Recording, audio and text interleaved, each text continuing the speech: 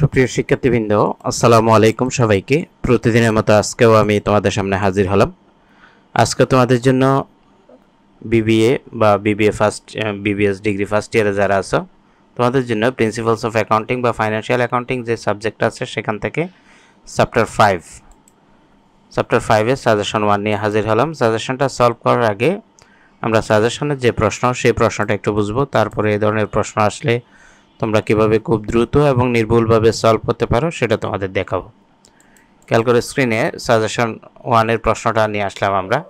আমরা যদি প্রশ্নটার দিকে একটু খেয়াল করি, information related to Kabir and company is presented below, অর্থাৎ কবির অ্যান্ড কোম্পানি নামে একটি প্রতিষ্ঠানের কিছু ইনফরমেশন দেওয়া হলো। আমরা দেখতে পাচ্ছি এখানে মে মাসের 5 তারিখ থেকে 15 তারিখ পর্যন্ত 4টা ট্রানজ্যাকশন আছে। করতে বলছে কি একটু খেয়াল করি সবাই। Prepare the journal entry two record the above transaction in the books of Kabir and company under perpetual inventory system, অর্থাৎ পারপেচুয়াল ইনভেন্টরি সিস্টেমে উপরের যে লেনদেনগুলো দেওয়া আছে সেগুলোর জার্নাল এন্ট্রি দাও বা জাবেদা দাখিলা দাও। তো এখানে পারপেচুয়াল ইনভেন্টরি সিস্টেমের একটা বৈশিষ্ট্য হলো ক্রয় সংক্রান্ত যত দফা, ক্রয় ফেরত, ক্রয় বার্তা, ক্রয় পরিবহন, এই সবগুলোর জন্য মার্চেন্ডাইজ ইনভেন্টরি কথাটা লিখতে হবে বা মজুত পণ্য হিসাব লিখতে হবে।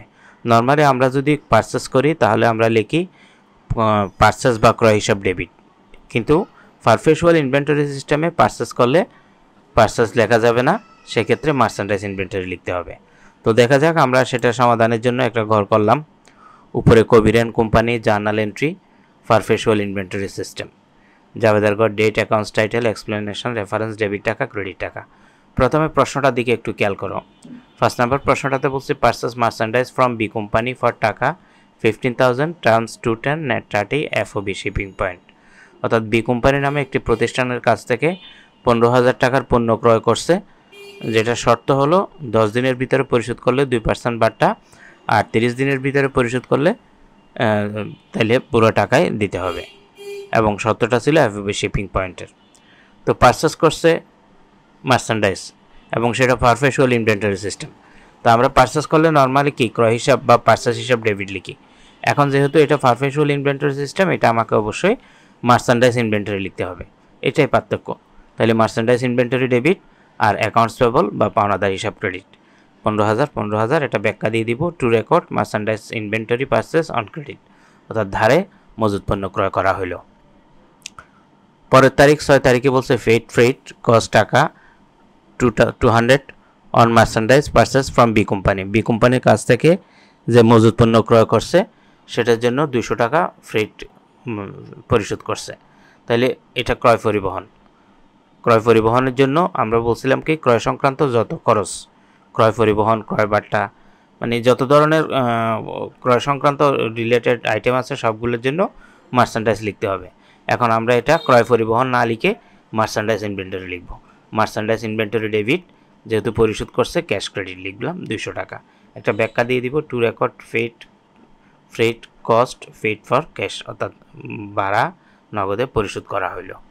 পরের তারিখের দিকে আমরা দেখি purchase equipment on account for টাকা 1,25,000, 1,25,000 টাকার ইকুইপমেন্ট ক্রয় করছে অন অ্যাকাউন্টে বাকিতে।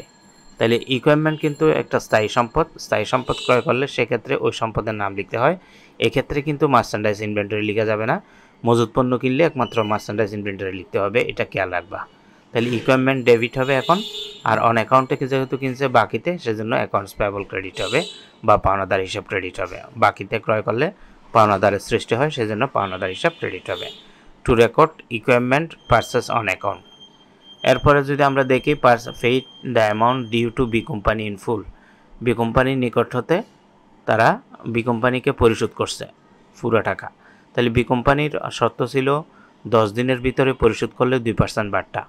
তাহলে 5 তারিখে ক্রয় করছে, 15 তারিখে পরিশোধ করছে। এখন আমরা পরিশোধের জন্য পাওনাদারকে পরিশোধ করলে পাওনাদার হিসাব ডেবিট, অ্যাকাউন্টস পেয়েবল ডেবিট লিখব। যেহেতু বার্তাকালীন সময়ের মধ্যে দিছে, 10 দিনের ভিতরে আছে, সেজন্য আমরা এটার 15,000 টাকার 2% করব। 15,000-এর 2% করলে 300 টাকা, আর ক্যাশ ক্রেডিট করব 15,000 থেকে 300 টাকা যদি বাদ দিই তাহলে 14,700 টাকা। To record cash paid to accounts payable within discount period, বার্তাকালীন সময়ের মধ্যে পাওনাদারকে টাকাটা পরিশোধ করা হলো। আমাদের আজকের ক্লাসটি ভালো লেগে থাকলে অবশ্যই লাইক কমেন্ট শেয়ার করবা। আর কোর্সে যুক্ত হতে চাইলে আমাদের হোয়াটসঅ্যাপ নাম্বার দেওয়া আছে, হোয়াটসঅ্যাপ নাম্বারে তোমরা মেসেজ দিলে কোর্সের ডিটেলস জেনে যেতে পারবা। সবার প্রতি শুভকামনা রইল। আসসালামু আলাইকুম ওয়া রাহমাতুল্লাহি ওয়া বারাকাতুহু।